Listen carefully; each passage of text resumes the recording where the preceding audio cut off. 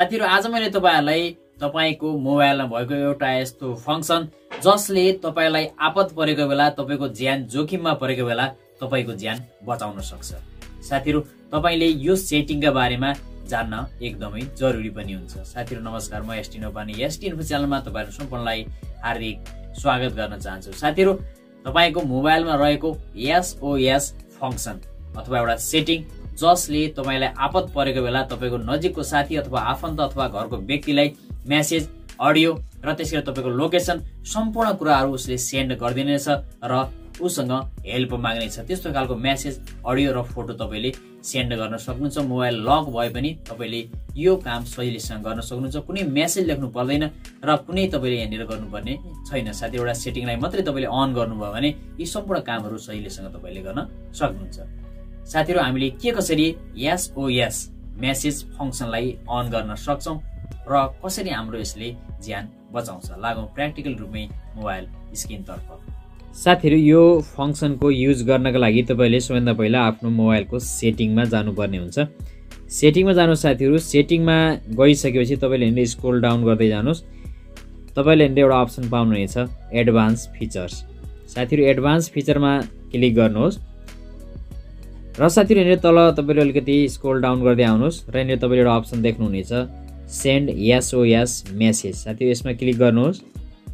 Click गर्दा बित्तिकै तपाईको अगाडि यस्तो खालको इन्टरफेस देखिनेछ सेन्ड SOS मेसेज। साथीहरु अब यसलाई यहाँनिरबाट अन गर्नु। साथीहरु सबैभन्दा पहिला अन गर्दा बित्तिकै तपाईको यहाँ एड रिसिपिएन्ट भनिएको छ। तपाईले यहाँनिरबाट क्रिएट कन्ट्याक्ट पनि गर्न सक्नुहुन्छ र सिलेक्ट फ्रम कन्ट्याक्ट पनि गर्न सक्नुहुन्छ। आफ्नो मोबाइल नम्बरमा कन्ट्याक्टमा जुन नम्बर छ कुनै पनि एउटा नम्बरलाई यहाँनिरबाट तपाईले सिलेक्ट गर्नुस्। जस्तै मैले यहाँनिरबाट एउटा नम्बर सिलेक्ट गर्छु।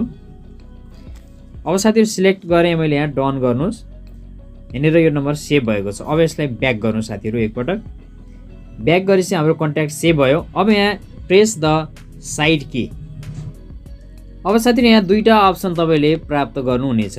दुईटामा 3 टाइम्स र 4 टाइम्स। तपाईले साइडको यहाँनिर की जो रहेको छ पावर की, यसलाई तपाईले 3 चोटी दबाउने वा 4 चोटी दबायो भने तपाईको इमर्जेन्सी मेसेज जाने बनाउने तपाईले यहाँ सेट गर्न सक्नुहुन्छ। 3 पटक या 4 पटक। साथीहरु तपाईले आफ्नो तरिकाले राख्नु होला। अब साथीहरु यहाँ अटो कल समान तपाईले अटोमेटिक रूपमा कल जाने पनि बनाउन सक्नुहुन्छ। यहाँ नम्बर राखिएको छ। त्यसै गरेर अट्याच पिक्चर। साथीहरु कुनै फोटो यदि तपाईले पठाउन चाहनुहुन्छ, तत्कालको जुन फोटो छ तपाईले क्लिक गर्दा बित्तिकै त्यो अवस्थाको फोटो पनि सेन्ड गर्न चाहनुहुन्छ भने यहाँनिर तपाईले attach picture taken using the front and rear camera भनिएको छ, यसलाई अन राख्न सक्नुहुन्छ। त्यसै गरेर अट्याच अडियो रेकर्डिङ 5 सेकेन्डको अडियो रेकर्डिङ पनि तपाईले यहाँबाट सेन्ड गर्न सक्नुहुन्छ, यसलाई अन राख्नु भयो भने। अब साथीहरु यति कुरा तपाईले गरिसक्नु भयो भने कन्ट्याक्ट तपाईले यहाँनिर मैले एउटा एड गरेको छु। यहाँनिरबाट तपाईले यसमा प्लसमा क्लिक गरेर अन्य कन्ट्याक्टर 2 जना 3 जनालाई पनि तपाईले यहाँनिर सेट गर्न सक्नुहुन्छ। अब साथीहरु ब्याक गर्छु मैले, यसलाई अन राख्नु होला। अब ब्याक गरे।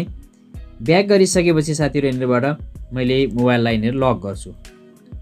अब साथीहरु यहाँनिर मोबाइल तपाईको लक छ अथवा खुल्ला छ, जुन अवस्थामा भए पनि तपाईले यदि 3 पटक तपाईले सेट गर्नुभएको छ भने 3 पटक र 4 पटक सेट गर्नुहुन्छ भने 4 पटक यहाँनिर साइड की तपाईले थिच्नु भयो भने, जस्तै मैले थिच्ने छु, त्यसपछि तपाईले राख्नुभएको मोबाइलमा एउटा मेसेज आउनेछ। मैले तपाईलाई देखाउने साथीहरु यहाँबाट मेसेज। साथीहरु यसरी तपाईहरुले तपाईको लोकेसन र तपाईलाई आई निड हेल्प र तपाईले पठाएको भोइस मेसेज यी सम्पूर्ण कुराहरु एकै पटकमा सेन्ड भएर तपाईको साथीलाई अथवा आफन्तलाई जानेछ।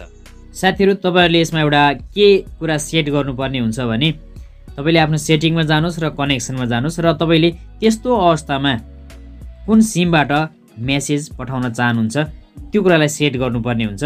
जसको लागि हामी सिम कार्ड म्यानेजरमा जाउँ र यहाँ मेसेज भन्ने अप्सन छ। मेसेज भन्ने अप्सनमा एनसेल वा एनटीसी तपाईले कुन सिम राख्नु भएको छ, एउटा मात्रै सिम छ भने कुनै समस्या परेन, त्यसैबाट जानेछ। साथीहरु आजको यस भिडियो अन्तर्गत रहेर तपाईले पनि थाहा पाइसक्नु भयो कि SOS मेसेजलाई तपाईले अन राख्नु भयो र साइडमा रहेको पावर कीलाई तपाईले 3 चोटी या 4 चोटी जति पटक सेट गर्नु भएको छ त्यति पटक थिच्नु भयो भने तपाईको लोकेसन, तपाईको फोटो, तपाईले पठाएको अडियो अथवा त्यतिबेला बोलेको अडियो अटोमेटिक र आई निड हेल्प भनेर मेसेज तपाईको नजिकको आफन्त अथवा साथीलाई त्यो मेसेज जानेछ र उसले मेसेज हेर्दा बित्तिकै तपाईले उबाट हेल्प पाउनुहुनेछ किनभने लोकेसन सबै कुराहरू त्यहाँनिर गइसकेको हुन्छ साथीहरु। त्यसैले गर्दा तपाईले यस फंक्सनलाई अन गरेर राख्न नभुल्नुहोला र नजिकको आफन्त अथवा नजिकको व्यक्ति जो रहेको छ जसले तपाईलाई हेल्प गर्न सक्छ उसको नम्बर त्यहाँनिर सेट गर्न नभुल्नुहोला। साथीहरु आजको भिडियो तपाईहरुलाई कस्तो लाग्यो?